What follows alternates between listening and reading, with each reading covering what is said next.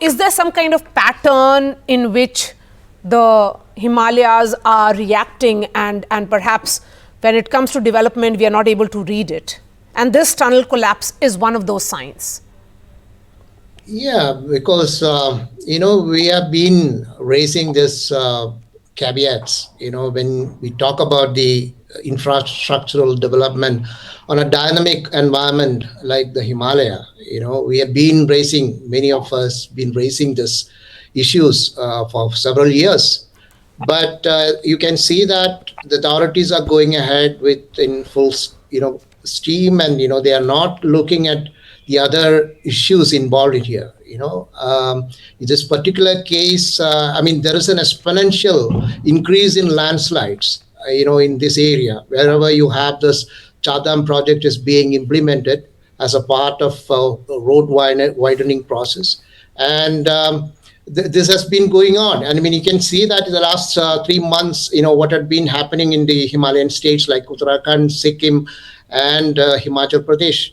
But you see, the problem here is, there is a very little environmental assessment. No environmental assessment has been seriously conducted in this area before this project is being attempted. So this is one issue that the scientists and the other interested groups have been raising.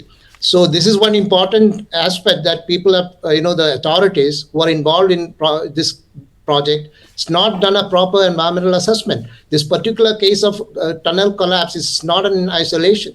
See, you have, you have to understand the nature of the rocks, their competency, and the blasting methods employed. It all depends on, it's all interrelated issues. So this is where the expertise should have been sought after, and the expert opinion should have been taken, given some importance to it. The panelist here, the first panelist here said that we are going to do this. Now this is not the time to do that. This should have been done much before the project was implemented. So there are a lot of triggering mechanism for this kind of collapses, and this depends on the rocks. Much of the rock formation in the Himalaya is very soft rock, which is fissile, and can, they have a tendency to split.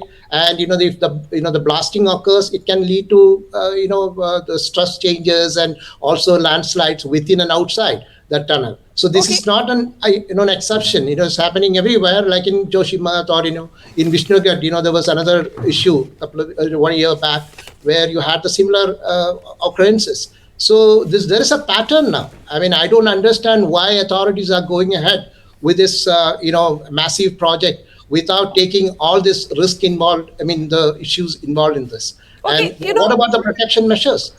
Have they taken proper protection measures to save the lives of the people who are working inside? Absolutely.